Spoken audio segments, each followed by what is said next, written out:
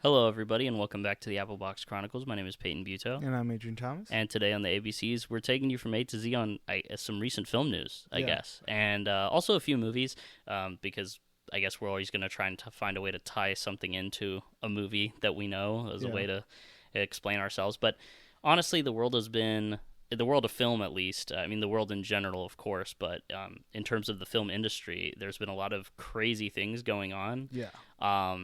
We're going to probably imbue some positive stuff in there as well, but a lot of it is negative, and I guess we just want to, talk about it. We're we have a podcast. We should be talking about stuff that's going on and giving a long-form, I guess, breakdown of it and our perspective on it and what we think could hopefully come out of this positively, but what looks like a very negative thing right now. So if you don't know, Warner Brothers has been for sale. And Netflix has won the bid to buy Warner Brothers. Yes, but of recent news, breaking news, I guess at this point, Paramount's offering even more money, so they're trying to break that contract. So it's kind of crazy right now. So we're gonna get into a bit of the details on the Warner Brothers buyout. And we're looking at two villains potentially buying Warner Brothers. Not that I love David Zaslav or anything either, but no, he's he's honestly the biggest problem, because you shouldn't be putting Warner Brothers on the market. Yeah, obviously, but it's like two vultures trying to eat a third vulture that's wounded. And it's not even like at this point it actually that's putting it up for sale. It's crazy metaphor. Like the amount of movies that Warner Brothers have put out this year that have done financially well and critically well, for you to just put up the studio now is actually kind of crazy. Yes. But we'll get into that. Well, we're also going to be talking about one of our favorite directors, Quentin Tarantino, and his opinions of recent. That's a little bit of a joke. I do like Quentin's movies, but his opinions are getting out of hand at this moment. Yes, I do like for Quentin's, a while actually. I like Quentin's movies too, but I can't. He's just an insufferable guy. Yeah, he's becoming his own villain. He is. There's so many things about Quentin that are undesirable qualities for a person to have. Yeah. But he's just recently made it really, really easy to just be like, what the fuck are you doing? He keeps digging his own grave and he's not stopping. Yeah. And then we're also going to talk, I guess, a little bit about the Golden Globe nominations that released today as of this recording, because there's some great stuff. There's some really, this indicates what we've been talking about, which is that 2025 is one of the best years for movies in a long time. So that's what we're going to be talking about today. And then we're also going to, I guess, try to take a few movies, specifically holiday movies, for the sake of the season and kind of illustrate, because a lot of holiday movies actually have pretty cool I guess, metaphors and interpretations on capitalism, because holidays are a time where capitalism just really thrives and gets the best of all of us, because we're buying so much shit for each other. And consumerism and so all of that stuff. We'll get into with all of this stuff going on. It kind of reminds us of, I guess, a few Christmas movies, holiday movies that we enjoy and that we want to talk about. So I guess let's start with the lowest stakes issue of them all, which is the Tarantino Paul Dano thing. And so if you're not aware, Tarantino said that Paul Dano is one of the worst actors in SAG.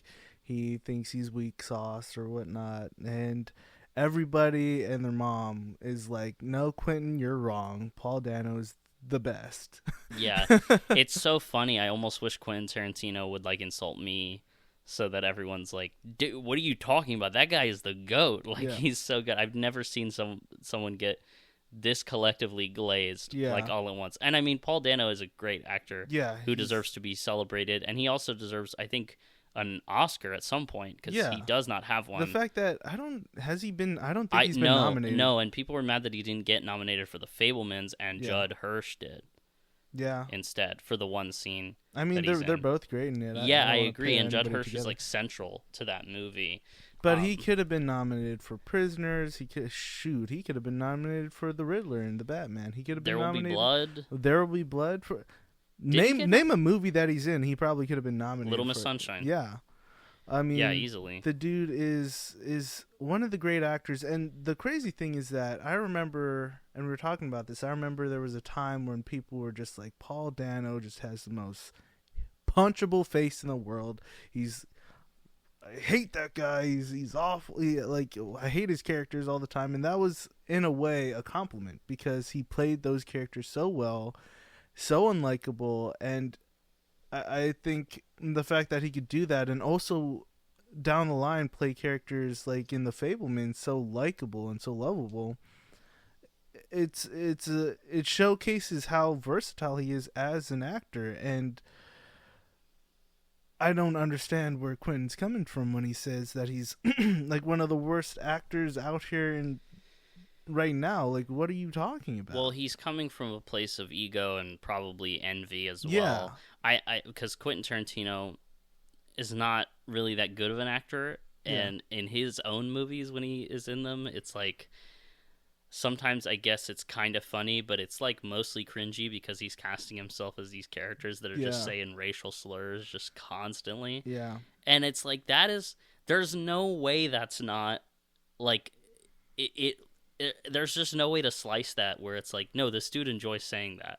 Like he wrote those lines, he cast himself, he likes saying that. Yeah. And he wants an excuse to say that. Also, if you watch him in interviews, when he's talking to black people, he like changes his tone completely. He switches up. It's crazy. Like the dude is so weird. It's so there's so much unfortunate things happening with this because he's genuinely a pretty great director. He's a pretty great writer for film, and it's undeniable that his films have like transcended culture in film, and his movies are great. Like Kill Bill the Whole Bloody Affair just came out in theaters again, which is Volume 1 and Volume 2 made into one movie as it was supposed to be. I'm seeing that tomorrow, but you went and watched it. Yeah, I saw it. It's great. It holds up. It's so good. Like that's the crazy thing is that his movies are so good, and yet he's such a piece of shit. Like he's such a like his ego just gets in the way of everything. Yeah. And I mean, so that's the thing too, is that there's a lot of things against Tarantino always. Like he's misogynist, racist, Zionist. Yeah. He has the feet thing going on. But then he insults Paul Dano and everyone's just like, fuck this guy. Yeah. I can't believe. I think it's just because it's like There've been haters for Tarantino absolutely. for a while, but Absolutely. I think but the loudness of it, and I think I mean it has to do with relevance in the moment, right? Yeah. Like Quentin Tarantino can be doing bad shit like passively behind the scenes, but if he goes out and he says something, it's like then people are gonna get fired up. I But also think also the fact that I think this is like a lower stakes issue that's so easy for people to just be like, oh no, Quentin, you suck for this. Yeah. But it's like to talk about that other stuff, it's like you have to actually talk about something real that matters. But I think the reason why it's so loud right now is because of the whole 10th movie thing, and he hasn't made a movie since Once Upon a Time in Hollywood, and this is the longest time he's gone without making a movie, and at this point people are like, so what's going on? Are you even going to do a 10th movie? Like, what's happening? And I think because of that, he's grown out of favor with a lot of people, even his fans, and his opinions on things have just really come to light and really shown that man, like you got to change your ways or just stop making movies altogether. Stop, because and the whole reason why he only wants to make 10 movies is because he says, after 10 movies, directors, tend to become stale. They're not as good. There's that famous interview where he's talking about like Alfred Hitchcock, and he's like, he was great in the day, but then as time went on, he got worse, and the more movies he made, and it's so hypocritical of him to say stuff like that and then put out his top 20 movies of the 21st century, something like that. And you have I think his number one movie was Black Hawk Down. I like that movie a lot. I think it's great too, but that's Ridley Scott after how many years of making movies? Yeah. And so you're saying, well, he's saying you could say Ridley Scott's an exception if he wants. Yeah, but then there was another movie in there that was he put West Side Story in there. Spielberg's West Side Story. How many movies has Spielberg made?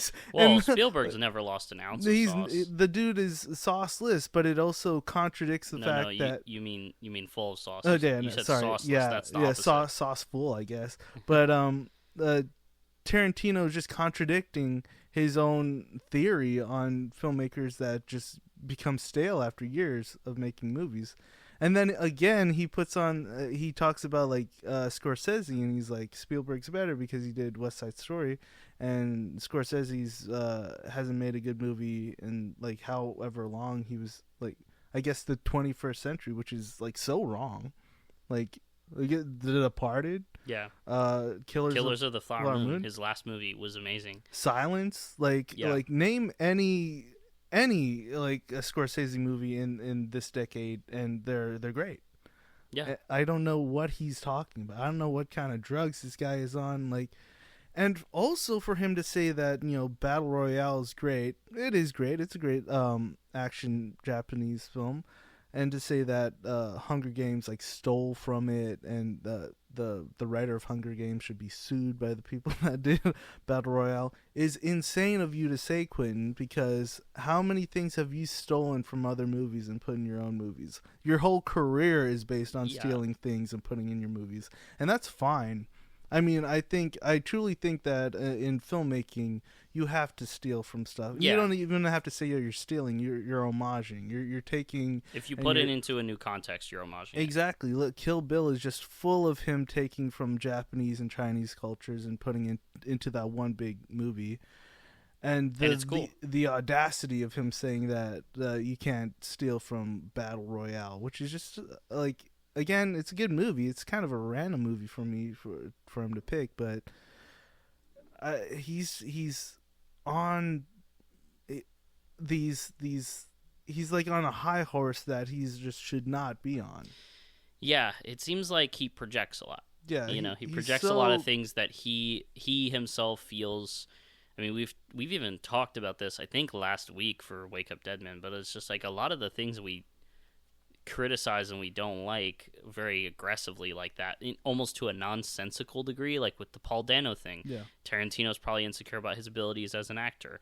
With the homage thing, Tarantino probably knows what you're saying, is that his success is owed to a lot of great films that came before him. And so he's kind of just projecting this stuff so that he kind of has this shield to be see, I'm aware of this. I'm aware of the fact that these things happen. But my other thing is you say your top 20 movies of the 21st century or whatever it may be, and There Will Be Blood is number 5, and then you talk about everything's great in that movie except Paul Dano's weak. I'm sorry. The 21st century, so 25 years of movies, right? Yeah.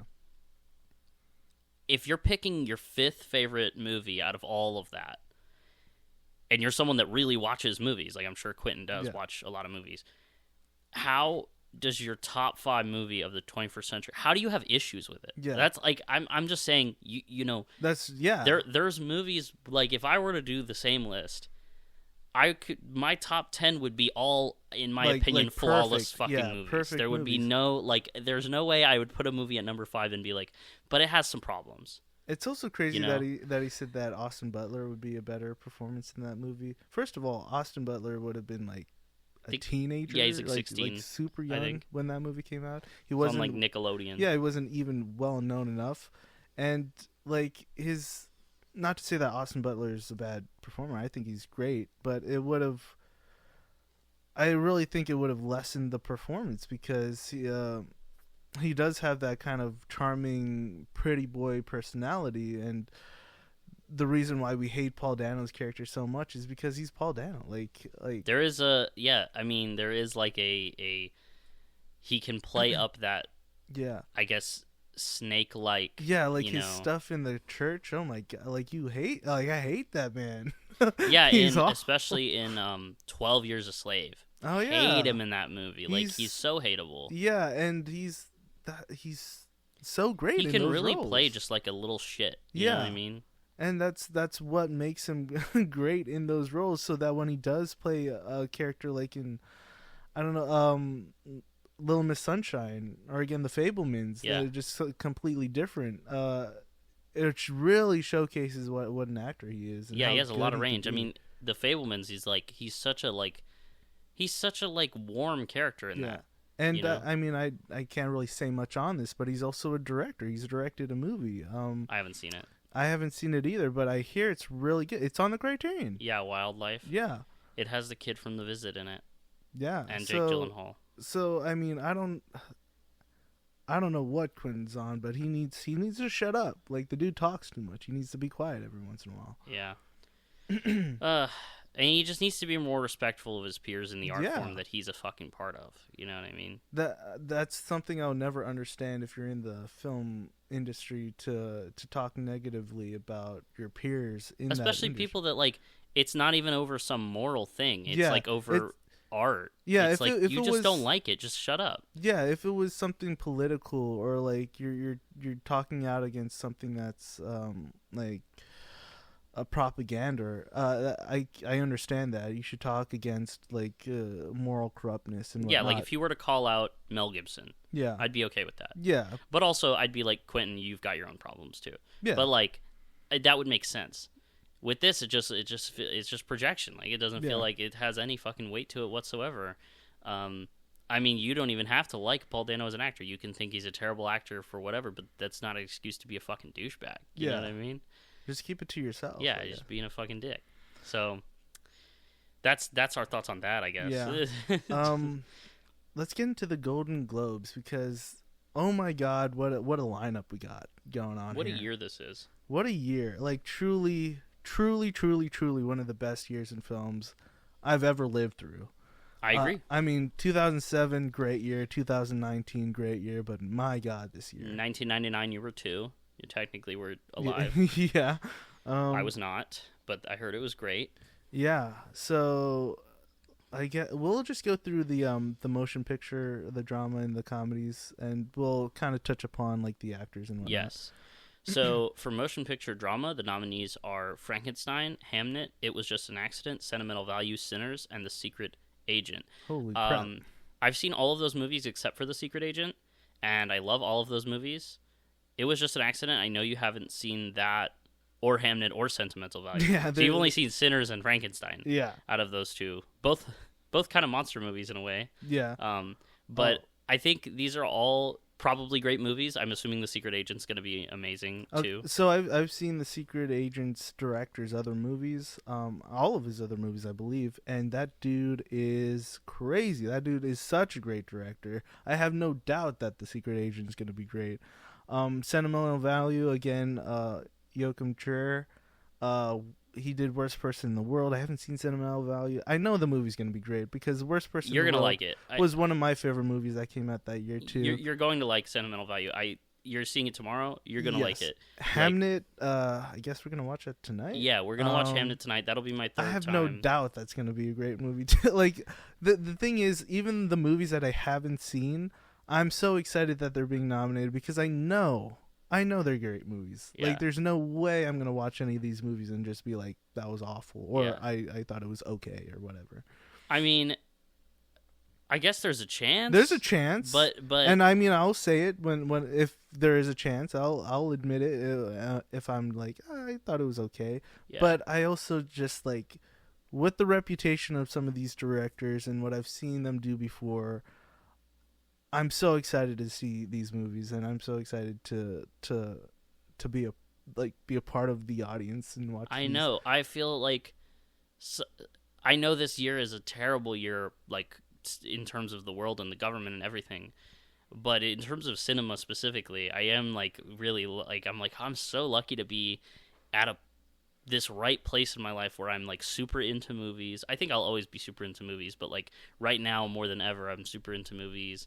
I'm like creating like content online about movies. I get to talk about them all the time, doing the podcast and everything, and like so to just be experiencing so much great stuff at the same time and having it's like I have so much to share Yeah. and to like see people enjoying. Like it really is like one of the great joys is to see everyone else collectively kind of go on and I just see all my buddies and they're like all filming their like little like reviews and stuff and being like, this movie's amazing. I'm like, I know. And they're all different. They're all so different from each other. There's nothing that's like two movies that the are only just yeah kind the of only same. thing similar about any of these movies is that Sinners and Frankenstein both have monsters in them technically, Sure, but yeah. that's two. They couldn't be more different. Yeah. They couldn't be more different.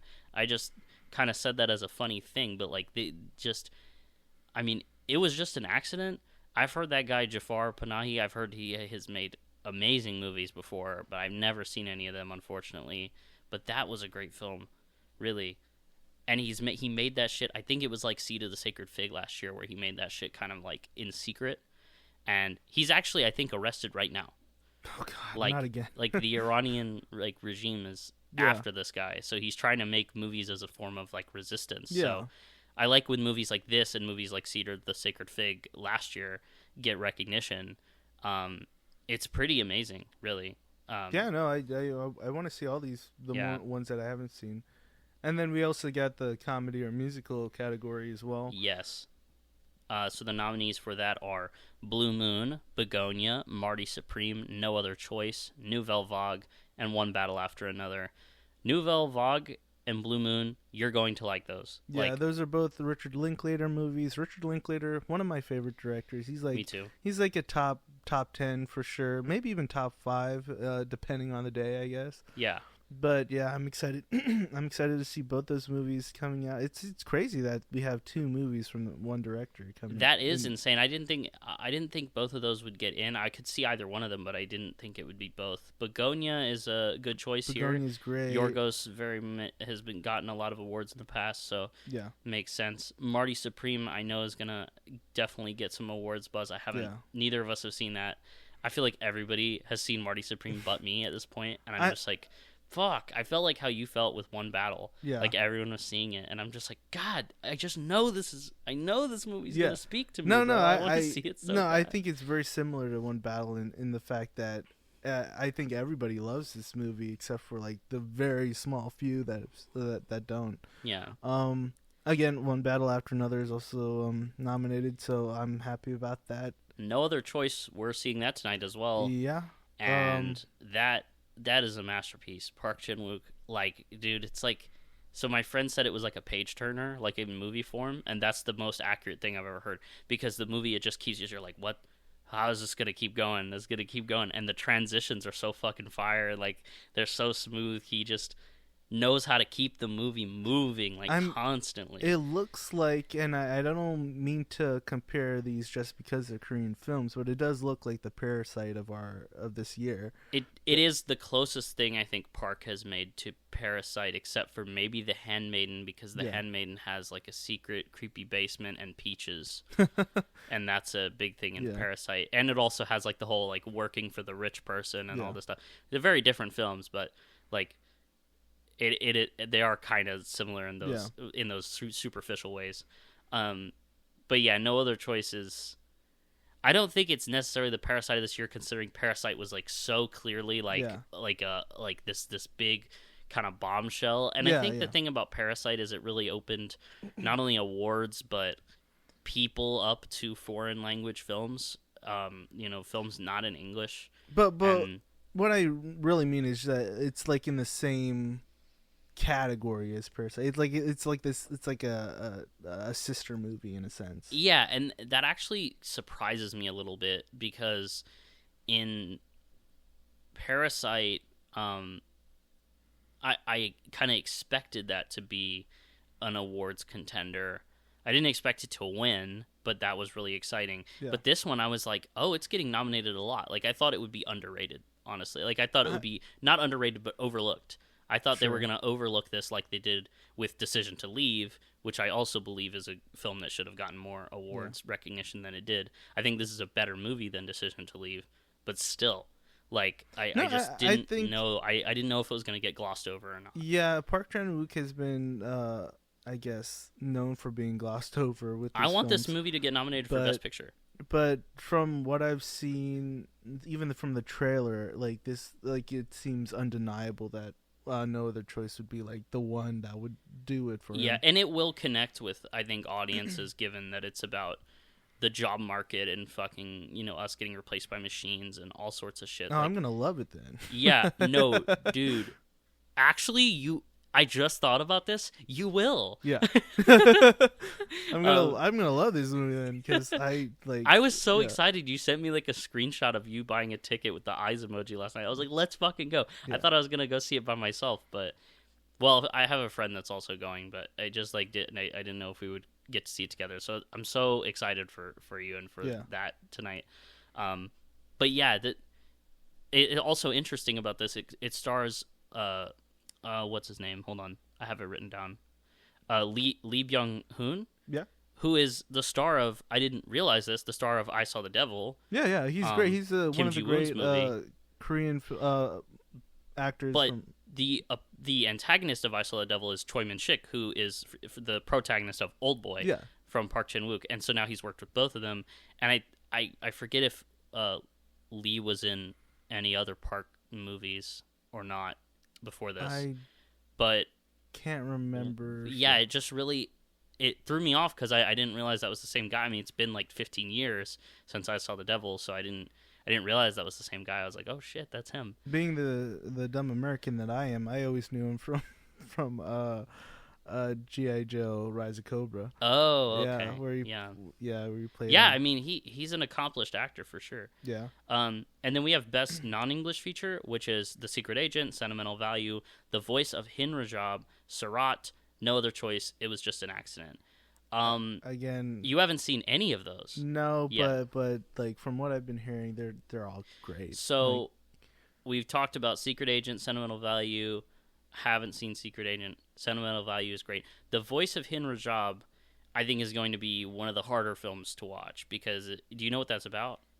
No, I don't. So that movie is about a real life situation where I believe it's a 10 or 12-year-old girl who is in a car and she's stuck in a car. She gets into this. I feel so bad that I don't know the details of this because it is important, but basically she was murdered by the IDF. She's a young Palestinian girl, I believe, and she's like trapped in this car. And she's on the phone with the like emergency operators or whatever, and it's this very young kid realizing that she is going to die. Oh no! Yeah, and that there's nothing she can do. That sounds brutal. Yes, that sounds brutal. Yes, and it's real, and they use the real phone conversations. Brutal, and they is insane. They did it more like ethically. They got with the family and they all like worked together on this. Yeah. It's to kind of, again, the voice of Hin Rajab. It's like to put that voice out there and show people like this is what is going on. Yeah, this is what the IDF is doing. And man, so I'm actually kind of scared to see that. Yeah, movie. No, that's going to be an absolutely devastating film. And then Sarat is the only other one we haven't mentioned so far. I saw that at Fantastic Fest. That's a great movie. You are going to love that movie because it is like Sorcerer. Oh, really? It's kind of like an adventure film like Sorcerer, like a perilous road trip movie in the vein of Sorcerer or Wages of Fear. And it's about this father and son looking for their missing daughter/sister. And they team up with these ravers in the desert. Like, it's a desert rave. Like, there's some genuine, like, vibes in this movie where there's speakers and, like, everyone's dancing to shit. But then, like, it just becomes, like, one of the most feel-bad movies I've seen in a fucking long time. So it's, like, bumping rave music, but this shit is just awful going on. You're going to really like Surat. Yeah, I mean, if you guys don't know, I love, like, feel bad movies in the sense that the characters are just going through it. Ruined my fucking day. I saw it in the morning. The first film, it ruined my whole fucking day, bro. Let's just kind of skim through some of the actors and actresses. I think the craziest is the lead, not the lead, Sorry, let me. Oh, the supporting actresses are just crazy to me. Like, we got Amy Madigan from Weapons. I didn't think Weapons was gonna be nominated for anything, but we got her in there. Elle Fanning, still haven't seen in Sentimental Valley. I'm sure she's great. I've always been a fan of her. Emily Blunt, Ariana Grande.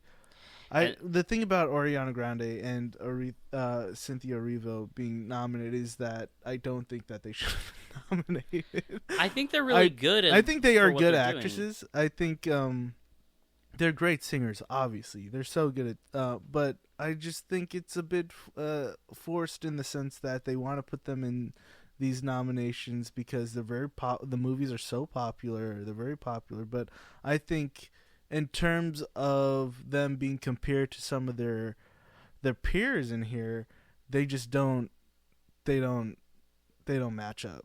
I don't feel like they do.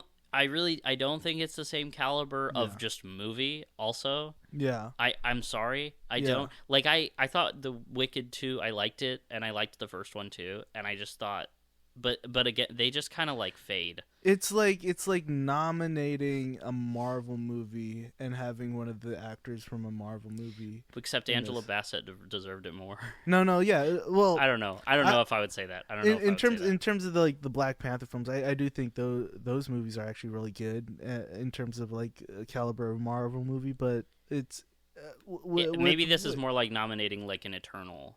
Yeah. Eternals is great. I actually really love Eternals. Chloe Zhao did a good one with that one. That's why I say that. But yeah, I mean, I see where you're coming from with that. It's it's the lead actress in a drama category that's just like insane to me. Like, everybody on that list is like top so you've tier. got Amanda Seyfried. You haven't seen The Testament of Anne Lee. No. But I did, and she truly is incredible in that film. Yeah. Chase Infinity obviously deserves it. Cynthia Erivo's there too, and I think she does put on a really great performance. Emma Stone, Begonia, Kate Hudson for Song Sung Blue. I haven't seen that. That's for lead actress in I think comedy. I think you put drama there. Wait, did I? Yeah, because the lead actress in drama, we have Ava Victor, Jennifer Lawrence, Julia Roberts. Oh, Jesse you're right. Buckley. No, I wrote it twice. Yeah, that's my bad. That's my fault. Okay, sorry. Scratch all that. But I mean, I do like the lead actress for comedy. That's musical. Comedy musical. Yeah, Rose Byrne, I think, is going to win that. Hopefully, from what I've seen, what I hear, like she's the biggest contender in terms of even the Oscars. She's like it will be either Rose Byrne or Chase Infinity for lead actress, comedy or musical. I think, and I think it'll be Rose Byrne for sure. Yeah. The thing is, I think if Rose Byrne does win that, I think Jesse Buckley could probably just win the Oscar. Yeah. And I think that's probably what will happen, unfortunately, even though I really can't pick between those two. Yeah, I think it's really divisive for a lot of people because they're both I actually really think good. Rose Byrne might even be my preference on that. Lead actress drama, the actual nominees, because I was reading the fucking comedy musical ones, are Eva Victor for Sorry Baby, which is like outstanding, and Eva Victor wrote, directed that movie. Like, that movie's a true marvel, I think. I still haven't seen it, but I'm so excited to watch it. I really want to watch it because there's something about it. Like, it's such a mystery to me. I don't really know much what's going on, but like the fact that it's like this, like basically a debut film for her, and it's getting such rave reviews, and I don't even know why. I mean, what they achieved tonally with that movie, I think, is truly marvelous. And Jennifer Lawrence, Die My Love, also an insanely good performance. She's so good. Jennifer Lawrence is honestly like one of the great actresses of our time. It's almost weird that she's not in more after Hunger Games. Yeah, no, she really is incredible. I think she deserves more roles like this where we really get to see that. Like in Mother too, she was amazing. But I just want to see her work with. I almost want it. Ironically, Robert Pattinson is in this movie too, alongside her. But I think she should get more roles akin to what Robert Pattinson gets. Yeah. Where he was in this big franchise and now, he's doing all this cool, interesting stuff. And I think Jennifer Lawrence really has the chops to go the distance the way that Robert Pattinson is. Yeah. And being in all of these different movies. And I love her. As a person, as a personality, all the interviews and stuff. She's so funny. She's so great. I just want to be friends with her. Yeah. We also got Julia Roberts from, I'm assuming, After the Hunt. Yes, After the Hunt. Which I haven't seen. Heard it was polarizing, but I do kind of want to see it because of that. I think you'd like it. Yeah. I liked it actually quite a bit, and I think Julia Roberts is unbelievable in that movie. She is so good in that movie. And then Jessie Buckley, obviously amazing. Will probably win this category if we're being honest. Renate Reinsve for Sentimental Value. God, she's so fucking good. I mean, we're just saying the same thing about everybody. I mean, I loved her from the get-go, from Worst Person in the World. I just fell in love with her and what she was doing in that movie. So she's probably obviously going to be great in Sentimental Value. But like her screen presence, she's obviously very beautiful, but just something about her on the big screen. No, she's great. Yeah. Bro, I don't know. She has a magnetism but she's saying fucking nothing, but she just has such a magnetism about her that I love. And then Tessa Thompson is nominated for Hedda. Yeah. And I have not seen that movie. I haven't seen it either. I heard it's pretty good. I haven't heard that it's fantastic or the greatest thing ever. Not every movie can be that, but that's a movie by Nia DaCosta. Yeah. Yeah. So it's exciting to see her still come out with new movies and stuff. I like Nia DaCosta, and I want to see that movie because I really think that she has the potential to make a truly amazing film. Yeah. But she made Candyman, which I thought was solid, and then she made The Marvels, which I'm not even gonna look at a Marvel movie and be like, this is how the director is, because Marvel movies are there's just a lot of cooks in the kitchen. But I think what the industry is trying to do is make her into the next Ryan Coogler, which is a good and a bad thing. I don't think they should be comparing just because they're people of color and they want.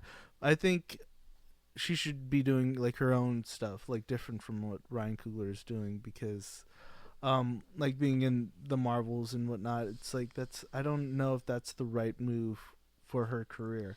Right. But she is doing the 28 Years Later sequel. The Bone Temple. Yeah. Yeah. I'm excited to see that. Yeah. I think that one will really get a chance for her to show some of her sensibilities off, because that doesn't seem like a movie that would be too much enforced by the studio, considering how experimental 28 Years Later was allowed to be. Yeah, and I know that's Danny Boyle, but Danny Boyle's producer, and it's also written by Alex Garland, so it's in the same hands as the original. Yeah. Someone commented and was like, "You're excited for that movie? It's from the Marvels director." I'm like, "Get out of here, bro!" Yeah, that's not relevant almost. Yeah. But yeah, I think that's really cool. I would like to check out that film. I also want to highlight that lead actor comedy. We got Ethan Hawke, George Clooney, Jesse Plemons, Leo DiCaprio, Timothée Chalamet, all very sensible choices that we understand. But Lee Byung-hun got that nomination for lead actor. Yeah. And I think that's awesome, because I feel like a lot of these non-English language films, they get these they get the movie award, the best picture, the best screenplay, maybe the best director. But I feel like sometimes the actors just get forgotten in these types of films, and just to see him up there, I think is really dope. Yeah, he's truly incredible in that movie. Otherwise, supporting actor: Adam Sandler, Benicio del Toro, Jacob Elordi, Paul Mescal, Sean Penn, Stellan Skarsgård. That's exactly what I would assume they would nominate. Yeah. That's the exact 6 people that I would. That's the thing. It's whoever wins and whoever loses in these categories, people are gonna be happy and mad. There's really no winning, because it's I want all of them to win. I like them all and what they're doing in the movies that they're in. Also, I'm a little sad that Train Dreams seems to have been forgotten from the picture categories. Yeah, but we did get Joel Edgerton lead actor drama. Yeah, and Wagner Moura for The Secret Agent, Oscar Isaac for Frankenstein, Jeremy Allen White, Dwayne Johnson, and Michael B. Jordan. All the obvious ones. Yeah, but Joel Edgerton and Wagner Moore are very exciting picks there. Yeah. But yeah, the Golden Globes. I mean, I guess we just wanted to highlight this because this shows how this year is great, and there's just a kind of an embarrassment of riches in terms of the options. Yeah. For how many of these awards I would be totally cool with winning. Yeah. It's like there's it's so insane. I'm just I can't even like pick on some of these. Like they're usually every year I'm like, that's the one I want to win. Yeah. That's my favorite one. That's the one. This year I don't know what my favorite movie is right now of this year. It's hard. I've got I'm moving my list around every day. I have no idea. That's actually like trying to put together a best of the year list is a nightmare. I think it's going to be hard for me to put like a top 10, but my number one, we all know it's going to be one battle after another. But everything after that, it's going to be hard to like figure out like where everything like lands and that's why I don't really like ranking movies because it's like it's so stupid. Yeah. It's like a dumb thing to do. Like my thing is like is a personal exercise. Like I like to do it to have like I guess I just like sharing like okay these are my best films of the year like this is the list. But sometimes I want that list to be like 30 movies long because there's just so many. I mean, also, this year I'm having trouble. Like, I have a top 20 where I'm like, this seems good. But then I look down there and I'm like, but I don't want to, like, not include these movies because they're so good. And, I mean, the opinions will change. And, like, I'll look at, like, rankings that I've done, like, 10 years ago or even less than that and just be like, that's crazy that I did that. You also see new movies. Yeah. Like I could see a 2025 movie in 2027 and be like, oh, that was better than all the other ones. Yeah. Like, you know what I mean? Like, I just wouldn't, you're not going to see all the movies in the year. And so it's really just to put a little bit of a timestamp and just be like, hey, this is what I feel right now. Yeah. But people are going to take it as gospel too much. Yeah. If you're doing an internet thing where you're like, these are my best films of the year, and then they're going to be like, why didn't you include this? Why is this higher than this? What is that? And it's like, is my list for you? No. Yeah, it's a personal thing. No, that's not how it works. Go make your own. Yeah. I don't understand that. That's the stupidest thing you could say is when you're like, God, you put this above this? It's like, that's like saying, God, you're not me. Fuck you. You're not me. Whoa. Yeah. What the fuck? Yeah, as people that watch movies, nobody has the same taste in everything. Like, no, everyone's gonna differ and vary, and have different opinions upon things. The amount of times I've met people that just hate on a universally loved movie, like, and it's okay. It's all right. Sometimes I have to combat it a little bit and be like, you didn't like that? Why? Well, you get curious. Yeah, you know? And then you kind of ask questions. You kind of figure out like what the reason was, and sometimes it's like, oh, okay, I understand why you didn't like that movie. Or sometimes you could be like, did you ever think about this? And then they're like, no, I didn't think about that. Well, yeah, you could change minds and opinions are going to change. That. Yeah, it's not about like changing. You have to agree with me. It's really just about like. It's understanding each other. That's all. That's what movies are for. Yeah. It's to understand each other, to understand other experiences as well as your own. And it could be the other way around. It's like I could dislike a movie for something, and then someone's like, "Well, did you consider this?" And I'll be like, "Yeah, like Trap." I'll be like, "Not really. I didn't really think about that." But let's get into like the bad news. Let's go to war now. Okay. Because we're at this moment in the industry, we are going to war. Like this is actually like pretty crazy, pretty bad. Warner Brothers, Netflix, Paramount. Someone's trying to buy Warner Brothers, and either way, it's bad for everybody. It shouldn't be allowed. Yeah. Netflix should not be allowed to buy Warner Brothers. Let's get the obvious out of the way. This is a huge threat to the theater going experience. Yeah. Because they want to make. Ted Sarandos, CEO of Netflix, he was like, yeah, we just want to make those theatrical windows more consumer friendly over time. That just basically means shortening them, because he is someone, if you look at what else he believes that I I haven't been seen this much slander against a Ted since I watched Eddington.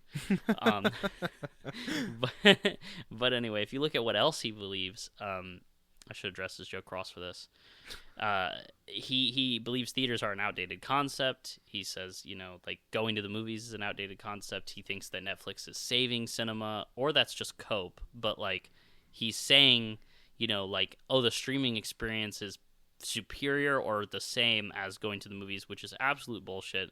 And so if you look at that and then you take that quote into context where he says, I'm going to make it more consumer friendly, to him that maybe that is what he thinks he's doing. That's the capitalistic piece of shit of him coming out of He's him, not even talking about people. He's saying consumers. It's people watching movies. It's audiences relating to each other and like having a communal moment at the movie theaters. Not what he wants for the future of cinema is the people in Wall-E at in the ship, just all fat asses, just sitting on mobile devices watching TV nonstop and just consuming and not giving back or doing anything. Right.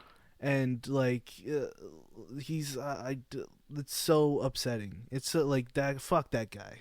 Yeah. No, truly, because the thing is and the Wall-E thing is a great comparison because I do think. And a creator named Jamal Berkmar, who I really like, made a video about this. But when I made my video about this, I hadn't seen his video yet. But I made a video, and kind of like what you're saying is what I was trying to get at with this, where it's like this is taking away that communal aspect. Because I don't know if you guys realize this, but even if you don't actively know, like being in the theater changes everything. Like a lot of people, they take it for granted because sometimes they're used to it, or that's just like the experience you're having and you don't really analyze it in the moment. Oh. But when you're in a theater watching a comedy and everyone's laughing, it is a different experience than watching that alone in your room or even on a couch with like maybe one other person in your house. Like that is different. Watching a horror movie and everyone's scared, that is different. Like there is a feeling like you are connected to other people and you're actually in a way, I think this is one of the most important things about it is that you're actually fighting against what all of the algorithms and the social media and the streaming does to us, which is echo chambers. We get into these echo chambers where we only engage with people who agree with us or who share our opinions and our perspectives on everything. And so we don't even understand the outside of that and the other side of that and all the other different vast perspectives on these things. And then when we do encounter them, we treat them as anomalies. And we're like, oh, wait, how could you possibly think that? Because we're not used to it. Yeah. But if you go to the movie theaters, whether you realize it or not, you're kind of you get the sense of what everybody else is feeling. For example, I watched Five Nights at Freddy's 2. I was just about to say this. I was in a theater, I was working a theater, and the movie was Five Nights at Freddy's. And the people walking out, it was a big friend group, and one of the people were like, yeah, that one scene made me cry. And then another friend was like, that one scene made me laugh so much. And it's like you get these different experiences from different people watching the same movie. Yeah. And now they're talking about it and having all these, you get to see everybody's kind of points of view from this movie, from a movie that could either be funny or actually be like meaningful to someone. And that you're not going to get that when you're just at home, just watching it by yourself. Yeah, I mean, shit, if I watched Five Nights at Freddy's at home, I might have turned it off. I might have been like, this isn't for me. Yeah. But there was a joy that I was having, I guess, vicariously in the theater when I saw it, which I was thinking, this movie's boring as fuck. I wasn't really liking it at all. Yeah. But in my row, there was this like little like 6-year-old kid, and he was whispering to his mom. Now, if you're like being discreet about it and it's not constant, if you whisper something, it's like, okay. All right, that's fine. But this kid's whispering to his mom FNAF lore, and he's like, that's Toy Chica, and I'm learning because I'm in earshot, and I'm like, word. So this is not for me, but this kid, this is everything to him right now. Like he really is excited to share this with his mom, and I'm just watching this memory happen as I'm watching this movie that otherwise I just think is kind of boring and I don't really care. Yeah. But as we're walking out of the theater, I'm walking behind this family, and the kid is like, Mom, what was your favorite scene? Mom, what was your favorite scene? He asked 3 times. She ignored him completely. And then on the third one, she was like, I really don't know. And I was just like, see, that's me. I'm the mom right now. But I'm sure she's just happy that he's happy. Yeah. And so in a weird way, I kind of am too, even though I don't know these people. But like that is the thing that you're missing. It's like actually having to be in a space with other people that you don't know. It really is like, it's so vital because the reason that people like Ted Sarandos or, you know, everyone in our government, the reason that they get away with a lot of this shit is because we're like scared of each other. And we like we look at things we don't, you know, recognize and we just immediately are like attack, scared, put up a shield, you know. And if we were just more used to being in a space with one another and trying really hard to understand each other's experiences and trying to exercise empathy, if we were more practiced in that, you know, the world wouldn't get to this places like this so easily. Yeah. And so it's so important because you could be watching the stupidest movie ever and somebody else is crying or laughing or, you know, getting healed something inside them, like that they needed that movie for some reason or another. You don't even know why, but you're getting those empathic signals from the other person in the theater.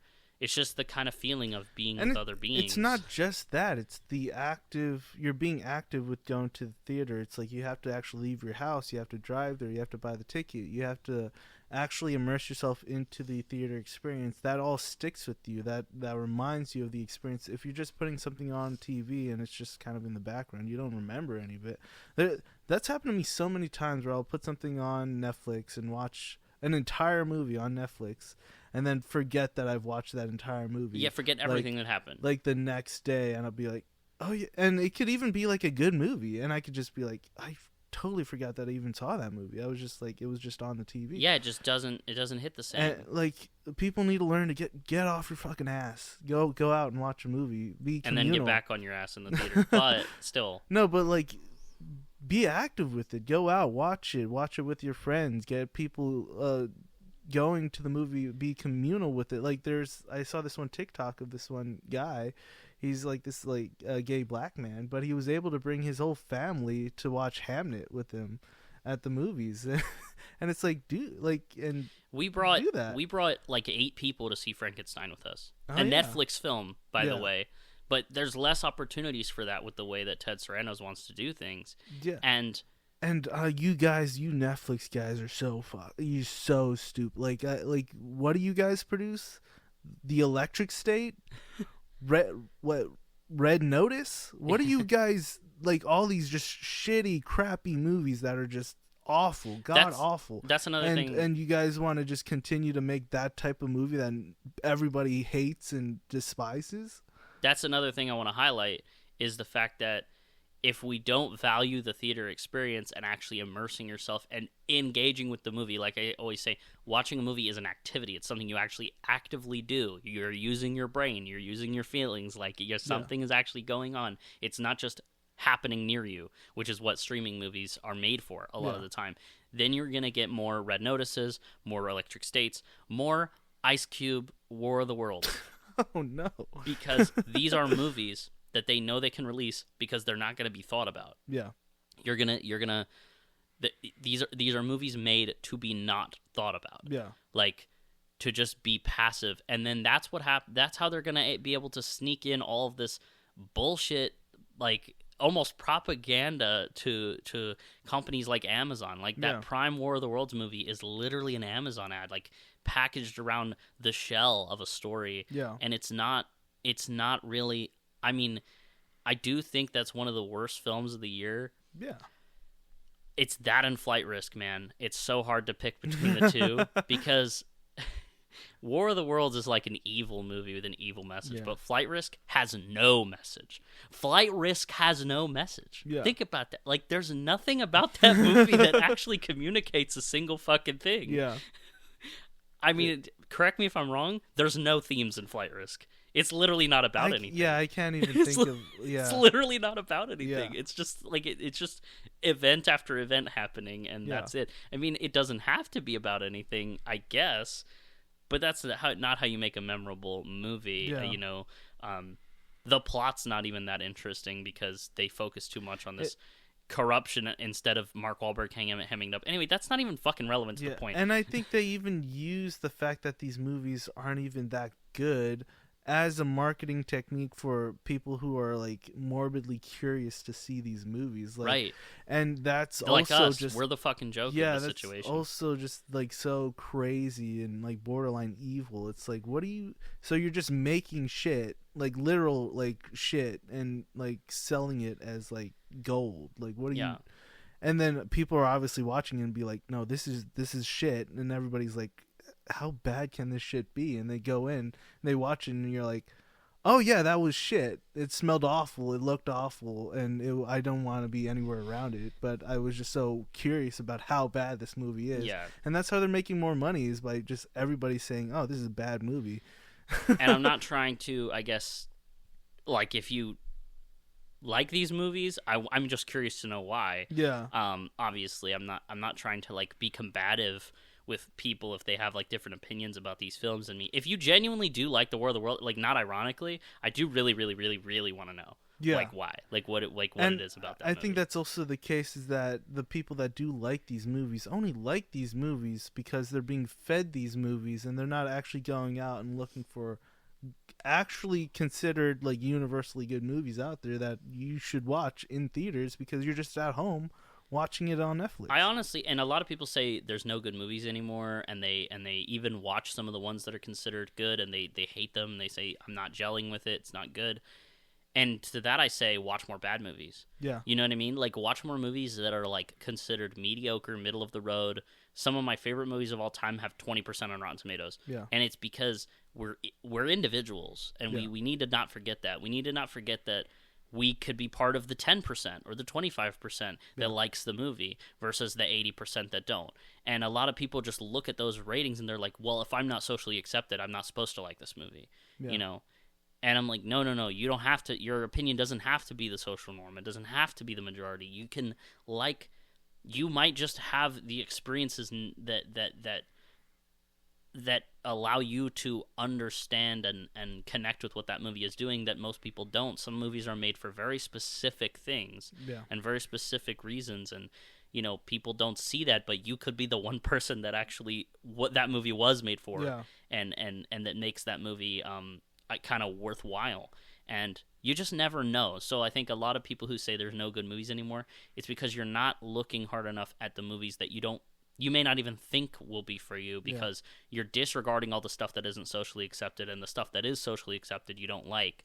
So maybe try the other stuff that's not socially accepted and see if you like that, because that you never know what your taste actually is until you try things. You know, you're not going to know. It's like food. You don't know if you don't like it until you give it a try, you know? Also, the battle isn't over yet. One battle after another. We got Paramount trying to outbid Netflix to buy Warner Brothers, and they're just as bad because they're just as bad in a different way. They're more politically on the right. They're owned by Skydance, which is owned by a terrible family, the Ellisons. They're just awful people. Megan's kind of not as bad because she used to actually put out good movies. But, got David Ellison just really trying to horn in that kind of right-wing mentality into the industry, which is just not good at all. But and ironically, Paramount distributed The Running Man. Which is all about anti-corruption. And I don't want Netflix or Paramount to own Warner Brothers, one of the oldest studios, film studios in Hollywood, in the world, that have some of the greatest IP that's ever been put out, and some of the greatest classics that's ever been seen in America and ever. And now we have either Netflix or Paramount owning all of that. We're going to lose physical media if Netflix buys it out. If one of them buys it out, I would prefer it'd be Paramount, because there could be a cultural change. The thing is, when the family owns it, they'll put in their own stupid, ignorant, and hateful propaganda into the film system. But if there's enough backlash, they could get bought out again, and the culture can at least maybe change. That's just being hopeful. It's not necessarily permanently that ideology attached to it. But if Netflix buys it, they are going to erase any sense of hope that there is in Warner Brothers, because they'll make it mostly streaming movies. If they do put it out in theaters, it's not going to last very long in theaters. They're going to hike up the price of like what you're going to need to pay for the streaming. They're going to completely eliminate any source of like physical media, and they're going to ruin that studio. Yeah, like it already bothers me that Knives Out 2 and probably 3 aren't getting physical media releases, that you don't have a physical. There is going to be a physical release for Frankenstein, luckily. But that's, I think, because of Del Toro. Oh, thank God. I think that Del Toro is that's important to him. But that's the thing, is that there's so many movies that are eventually, if we don't get these physical releases, and I mean, there are some really hardworking people that rip these movies and they put them on a disc, and they are technically doing something illegal. Yeah, I'm not doing that. I'm not buying from these people. Yeah. I'm just saying, I do think it's important to preserve these things, because if these companies don't care about that, like Netflix. If Netflix buys Warner Brothers, there's going to be a lot of movies that are just going to become lost media, straight up. There's going to be movies that's already happened with Disney. Oh, it's happened plenty. Yeah. But there's going to be so many movies that you straight up cannot fucking access at all. Yeah. And that's awful. That's erasing history right there. Like that's a very, very scary thought. Censorship. Like all these right wingers, First Amendment, free speech, and all that stuff. You guys are like the most hypocritical people in the face of the earth, because all you guys want to do is censor, and that's all that's gonna happen with if like Paramount, even if Paramount buys out Warner Brothers, they're just gonna censor out all the good stuff. Yeah, there's a lot of censorship on regards to Paramount as well. And Zaslav, the CEO of Warner Brothers, is probably the biggest idiot and selfish asshole of them all, because you don't need to sell Warner Brothers. They weren't putting themselves out for bidding until Netflix was like, we really want to buy you. Or I think it was like Paramount who really wanted to buy Warner Brothers, but then Warner Brothers didn't like their bid, and so Netflix came in and outbid them, and now Paramount's like trying to outbid them again. And you don't need to put Warner Brothers out for sale. It doesn't need. We look at how many great movies just came out this year alone. Yeah, Warner Brothers, Sinners, One Battle After Another, Superman, Weapons. Am I missing any other ones? There's more. There's tons. I'm blanking. There's tons. I'm blanking. But also, I don't want Netflix to own Trap. Yeah. Warner Brothers. Yeah. That's a personal problem for me. I mean, it's already on Netflix. Trap is, but. No. But Warner Brothers has again proven why they're one of the great studios out there, and they're making so much money in this year alone, and you want to sell it off? How stupid and selfish are you? Because all Zaslav wants is a cut. He just wants to be paid out. He's already I think a billionaire. So you're CEO of Warner Brothers. Like, what? How much more money do you need? How much more money do you want? Like, this is incredibly selfish, and something needs to happen. Like.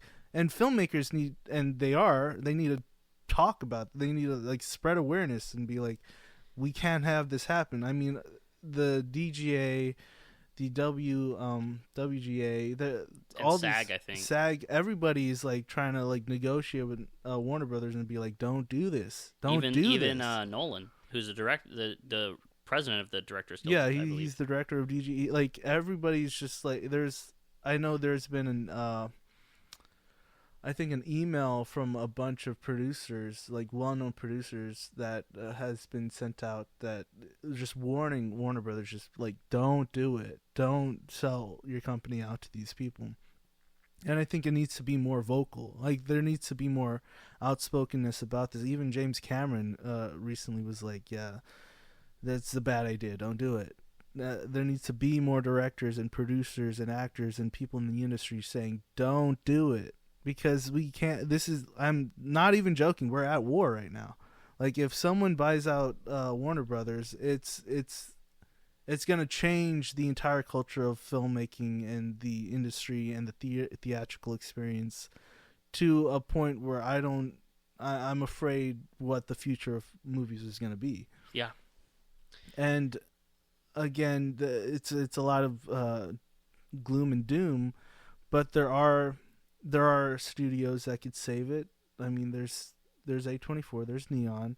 There's these smaller indie studios that are now becoming a bit more of major studios who are still going to fight for the theatrical experience and all these great movies being put out. But it's just the fact that it's Warner Brothers, one of the biggest and oldest studios out there. Just it doesn't look good. But we have some movies we want to talk about to kind of relate to what's happening right now. So I was thinking about this because the holidays are coming up, and we recently watched a couple. Well, I recently watched all three of these. You recently watched one of them. But I've seen all three. Yeah. We recently watched Terry Gilliam's Brazil, which is technically a Christmas movie, but it's about basically the horrors of bureaucracy, the whole movie. Yeah. And what's, I think, the most striking thing about the movie, first of all, the movie is incredible. Production design is incredible. It's like so funny and dark and just a wild ride overall. But there is a great aspect of this movie, which is the fact that we see the protagonist's dreams. Yeah. And we see how he's dreaming of this like life where he can fly and it's all like, you know, very beautiful, and then the capitalism and the bureaucracy like just fucking invades his subconscious and all these buildings, and he's essentially, his mind is fighting for his imagination in this bleak, gray, just stale world that he lives in. So they're even trying to take over his dreams in a way. And he can't fight it because the bureaucracy is so imposing that anything you do, there's some kind of red tape you got to get over. Yeah, some kind of paperwork. And the only thing to do any good is considered terrorism at that point. Like Robert De Niro's character, he literally does his job and fixes the guy's like AC, and that's considered like him being a terrorist, basically. Yeah, because he's not doing it with like all of the proper red tape. And it's very, very, very funny. Yeah. But but it's also like has one of the most brutal endings. So the ending is incredibly bleak, and I wanted to actually entertain this notion that the movie actually there is a silver lining to the ending you could take away, which is that basically the end of the movie is him being tortured, and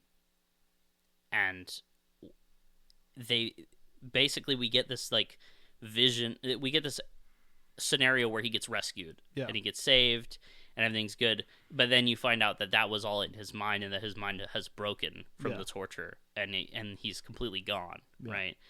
And that's how the movie ends. But I think this movie is meant to show that when we try to take over everything with when capitalism takes over literally everything, and including the mind, like it's trying to invade the mind and the subconscious, the mind has to literally leave the physical realm to survive. Yeah. And so I think the movie is a testament to the human subconscious, to the human mind, that it will find a way out of any situation, even if it means abandoning the physical altogether. Yeah. And I think that is a very sad thing, because it's like it's not really a tangible victory in the situation. That's happening to a lot of people, like post-COVID and post-Trump era, where people have gone down these conspiracy ideas and tunnel vision and echo chambers of these things where they believe that they're in the right and they know what's going on, just because they're in such a bad position in their life that they want their reality to make sense when it doesn't to them. It's like the quote, I don't know who said it, obviously, but it's repeated in the Mario Brothers movie, the animated one. It's like, in an insane world, the sane are crazy, or something. I think that's been said in other movies plenty of times. But it's like this. It's like, you know, you have to go insane. Because the world is so insane. Yeah. So that's what I feel like sometimes nowadays with all the stuff I have to pay for. I'm just in debt and like all these things happening. I have 2 jobs and I am trying to make this thing happen and watch movies. It's like I feel like I'm going insane. Yeah. And the world is also collapsing on top of each other as well. And I'm trying to like talk about movies and watch movies, and then yet we have this Warner Brothers being bought out. It's like it's falling apart. It's like it's invading everything. Yeah. And I also want to mention one of my favorite movies, Beau is Afraid. Because Beau is afraid. So it's this great example of how when a movie is about one single thing, it kind of expounds and becomes everything. Yeah. And if a movie's trying to hit every single point, then it kind of just, it all feels weightless. Yeah. You know, I mean, we talked about this in our Trap episode too, the way that movie's about a father and daughter, but it's also got strong, you know, political subtext and like all of these different things that come out of that one little situation that you can find from that. And this movie, Beau is Afraid, is also about parental relationships. It's about a mom who is so protective of her son, and she's kind of so afraid of him not loving her that she creates this reality, essentially. She manipulates what he's exposed to the point where he's afraid of everything. And then, ironically, he's no longer able to pick himself up and move on his own without permission and without, you know, feeling of safety. And because he doesn't feel that feeling of safety, he can't actually, on his own accord, climb hurdles to prove his love for his mother, which is all she wants him to do. Because now it's not enough anymore. It's like, you know, she's put him in this situation where all he can do is depend on her. But now it's like, oh, that's too easy. Now I need to take myself away and see if you'll actually try to climb obstacles to get back to me. Yeah. And he can't, because that's the person she's raised him to be. Yeah. And in this case, it kind of is also about monopolies and capitalism, and the way that it's kind of like when you're raised by a parent like that, where all of the information that you're getting comes from one single source, and the source is flawed and in some cases corrupted, to where you have this warped understanding of everything around you, and it takes a long time because you have to actually step outside on your own accord to see from the other side of things and see how big the world is and see what's actually out there. And so if we have Netflix buying Warner Brothers and swallowing that up, when a large portion of our entertainment is created under the same viewpoint, under the same, you know, source, then we're only being fed the same thing in different fonts all the time. Yeah. And then we're not going to have as much creativity, as much acceptance of one another's differences, as much, you know, desire for that community, because it's kind of like you just become scared of anything that's not comfortable when everything is kind of just fed to you and becomes comfortable. And then in Beau is Afraid, you also have the orphans of the forest, which are the ones that are like off grid, and they're making this play, and they're the only ones that are not under that system that Beau's mom has created. And they create art, and Beau is able to see the hope for a better life in that art, because it's not it's the one thing that he's seeing that's not manipulated and controlled by his mom and that imposing kind of omnipresent force that he's lived under his whole life. So there will be these independent infrastructures in the film industry and these independent studios that aren't part of this, if this happens, that will hopefully give us that perspective and that hope to want for more. Yeah. But I think a lot of people who don't step outside their bounds of what they're fed and like look at that are going to essentially become like Beau and become so comfortable and so afraid to step outside of their own box. Yeah.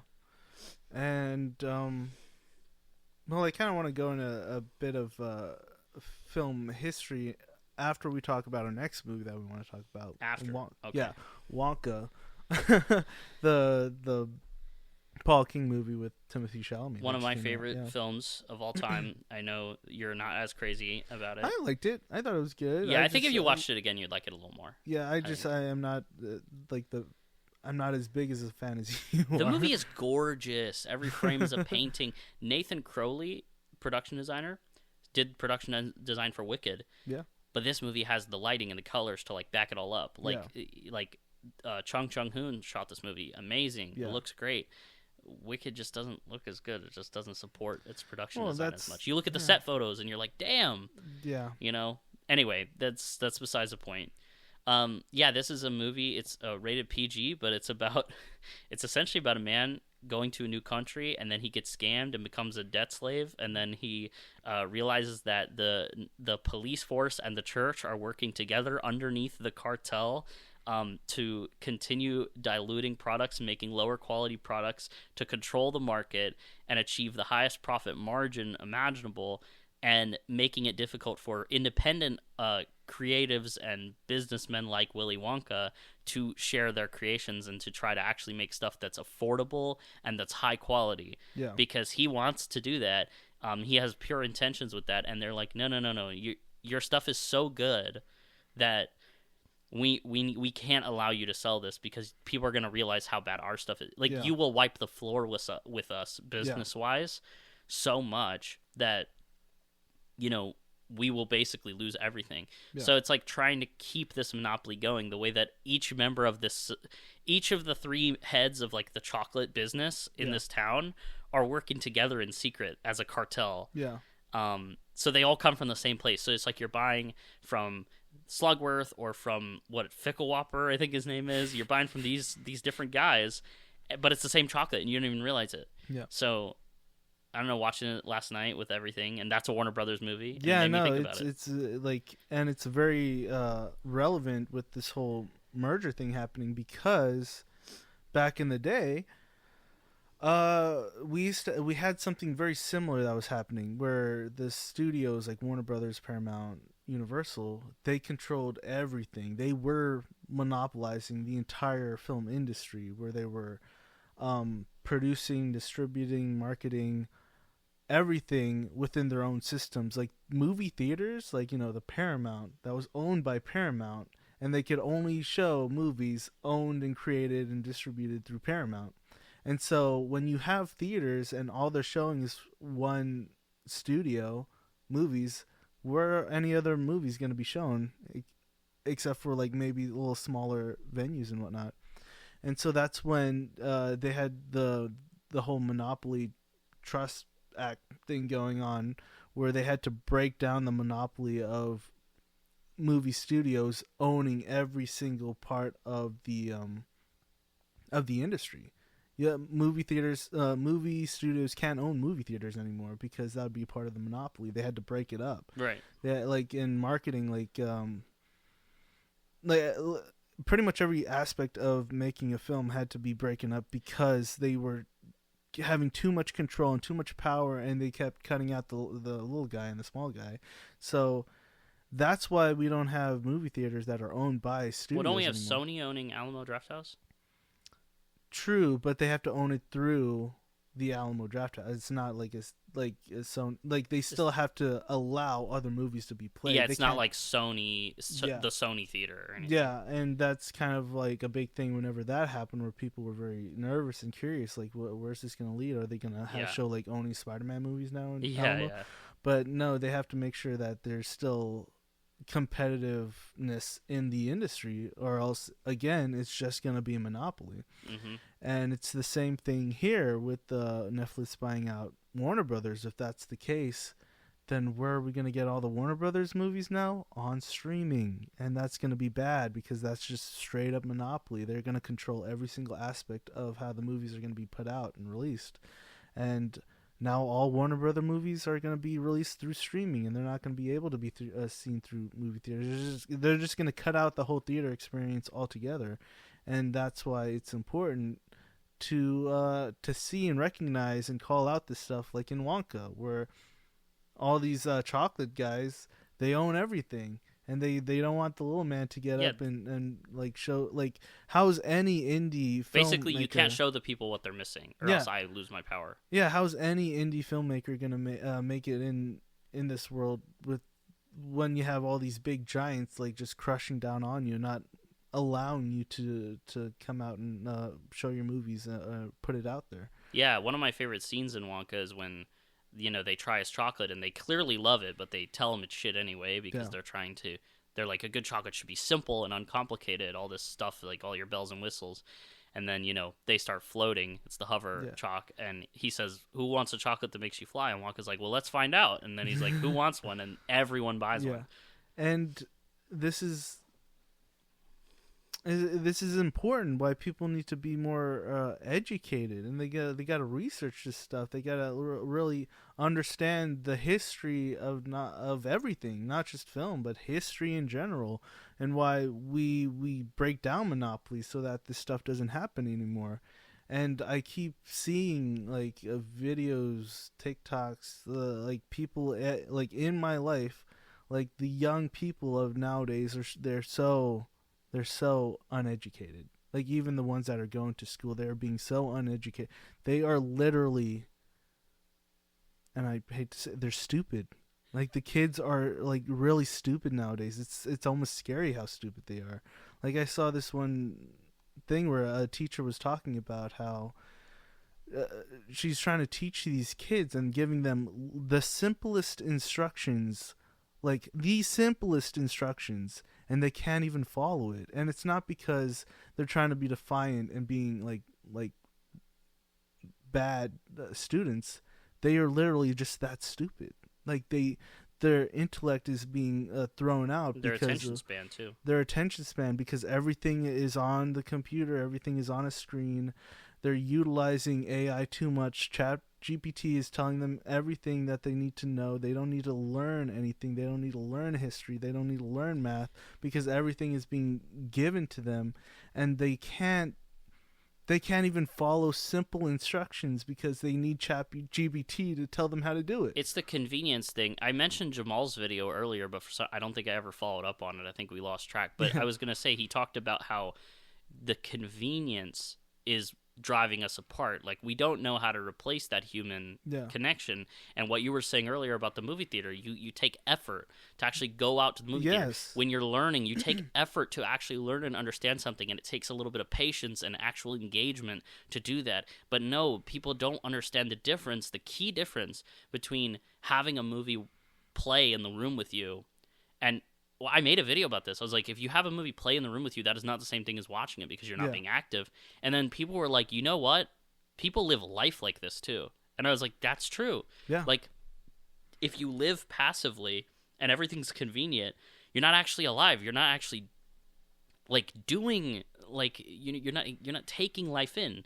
You know, you're not engaging with the fact that you're present in a room. So the movie theater forces you to actually do that, to be like, no, you're not in your house. You're here to do something. You're here to do something. You traveled here for a reason. Yeah. Whereas if you're at home, it's like, oh, I could be doing a million things right now. And you kind of try to multitask and all this stuff. And like, you know, I'm not saying I'm perfect and I don't do this too. Like sometimes I get distracted watching movies at home. It really is easy, especially nowadays when we're all addicted to our phones, you know, and it's also like, and it's also unfortunate that when people do go out to theaters, the movie theater etiquette has gotten so bad these days. Because people are used to this. Yeah, people are used to just talking and being on their phones at home, that when they do that in theaters, people are upset. It's like, why are you on your phone at the theater right now? Why are you talking at full volume in the theater right now? Yeah. Because you're so used to it doing all this stuff at home, you're not even registering that you're being a piece of shit right now. Yep.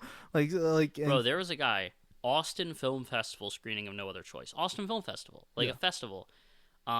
Actually, there's a non-zero chance that I know a guy who knows this guy, because I saw a group of teenagers go into the screening, and one of them I used to work with, and I recognized him. Okay. And then I heard that this was a teenager that did this, and I'm like, there's not a lot of, like, you know, late teens people watching No Other Choice in this theater. Anyway, one of them answered a fucking FaceTime call in a festival screening of Park Chan-wook's No Other Choice. And the person next to them, was awesome. The person next to them literally just reached over and tapped the end call button on their own phone. It was just like, what the fuck is wrong with you? Good. I was like, that person should have been, like, kicked out. We need to start kicking people out. They even had people, I think, watching it, but I think it probably just happened very quickly. They were just like, what the fuck are you doing? Yeah. But yeah, they did have, like, anti-piracy, like, people watching. But, like, that's the thing, too, is that, like, we went to a screening of The Wolfman by Lee Winnell in January, and there's a lot of anti-piracy people at these early screenings, which is good, that are preventing people from filming the movie. Mm-hmm. But those people should also be telling people to shut the fuck up. Because when we were watching The Wolfman, people were being loud as shit. Yeah. Like, for no reason, in that in that early screening, Yeah. and there were guards, like people guarding piracy. But it's like, bro, tell them to shut the fuck up. Yeah, and like not use like their we've phone. said, it's okay to like be like verbal in certain situations, like to laugh or to. Well, yeah, if you're to, the thing is, if it's instinctual, if Yeah. it's like a response to the film, that's a Yeah. form of engagement. or to gasp or But any if of that. But if you're like literally having a conversation in the theater, you are being a selfish prick. Like, shut up. Yeah. Like, what are you doing? Why are you This even is not here? controversial. Why are Like, it you shouldn't even be. here? Why are you in? Why did you pay this money to be in a theater just so you could just have a conversation? And with we've someone else? really somehow normalized Yeah. filming in movie theaters too. To people Yeah. taking pictures of the title cards, people filming shit, directors reposting videos of their Yeah. movies in theaters. I'm It's like, what are you guys doing? Like, what do you? You like should my- not be approving of this shit. My mom and my sister did that the other day, and I literally told her, I was like, don't do that. Yeah, Mrs. Thomas, listen, I know we don't know each other, but do better, please. Yeah, it's very Sorry. disrespectful. Don't do that. Respectfully, Yeah, don't do that. but yeah, it's we're living in hell right now. It's awful. But there's we want to infuse some silver lining Yeah. at the end of this episode. Would you like to? Yeah, our last movie that we want to talk about, a Christmas movie, is the great Ron Howard's How the Grinch Stole Christmas. I don't think there's a scene with more sauce than when we actually see how that motherfucker stole Christmas. Yeah. You saw how he did that shit. It's so Fucking good. nuts. I love this movie. I love it think too. it's not just as a Christmas movie. I love this movie so much. Anybody who dislikes this movie, you're a boring person to me, because this movie is so fun, so creative. It's honestly my favorite like Jim Carrey like performance.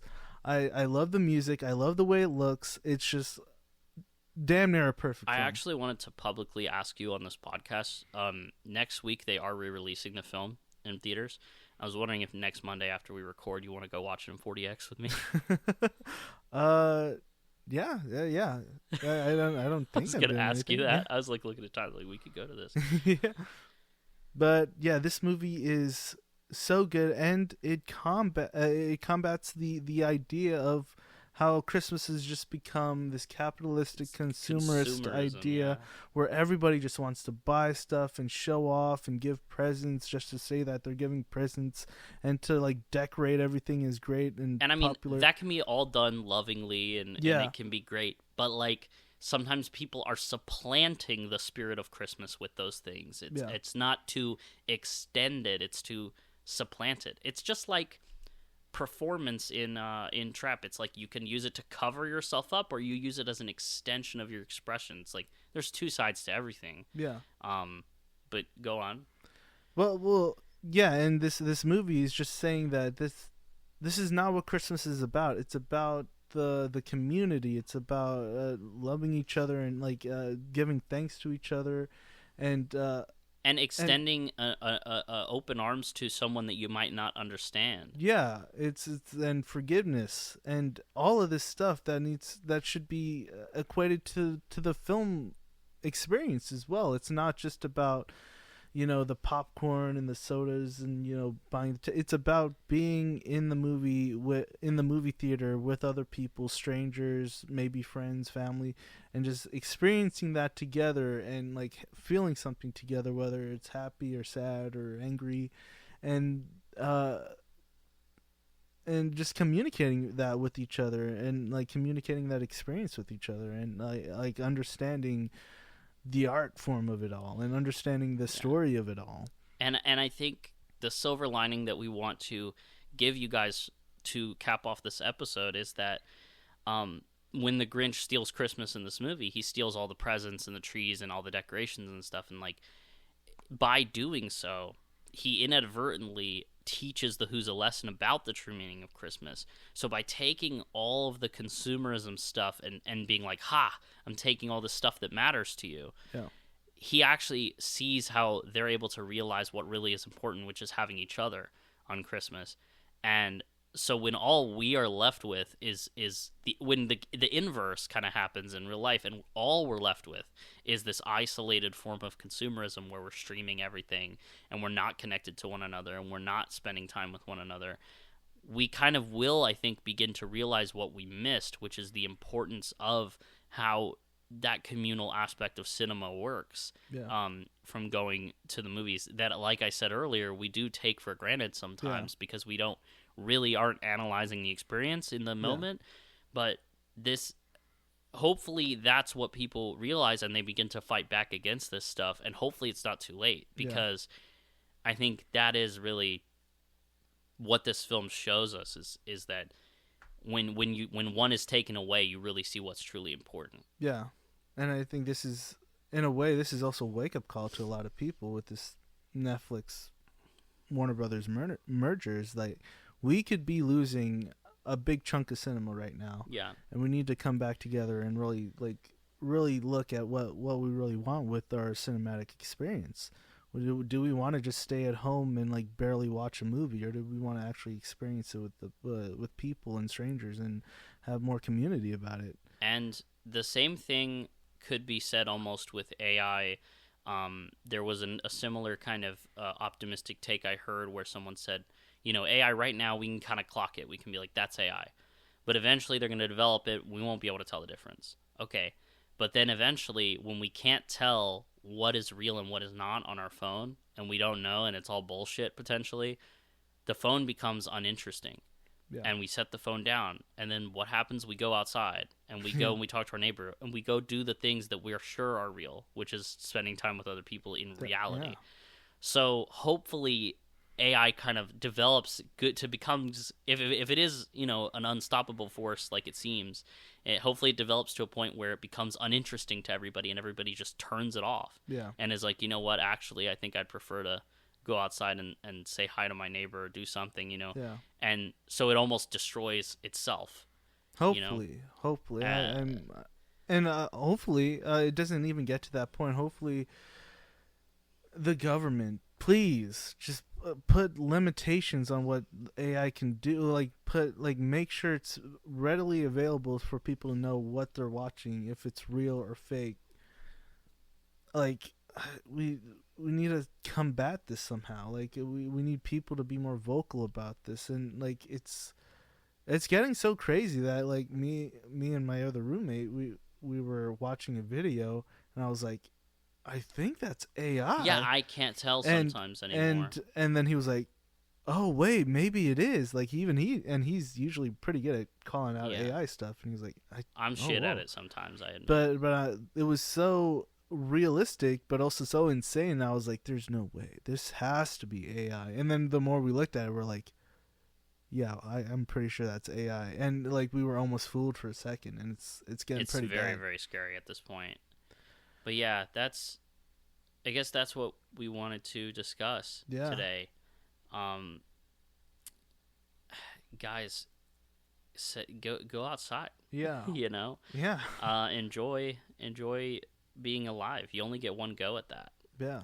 We're gonna go to the movies and watch 3 movies today, yeah, support the theatrical experience. And I know these days it could be hard on people's budgets and being able to even pay for a ticket, but there are ways around it. Oh yeah, Regal Unlimited and AMC A-List and even Alamo Season Pass are all great and very affordable. If you just pay what you're paying for streaming, which is $20 a month, you can basically see unlimited movies. Yeah, in the theater. It's really up to you whether or not you want to buy the food there, the popcorn. Yeah, that can be tempting. That's what's really gonna kill your budget. But if you could stay strong to just the cinematic experience rather than the consumeristic, I need popcorn and nachos and all this stuff, then you. I do it too. It's like the glitz and glamour of it. It's like, I'm at the movies and I'm excited to see this movie, so I'm going to buy this popcorn so that I feel like it's a complete experience and complete package. And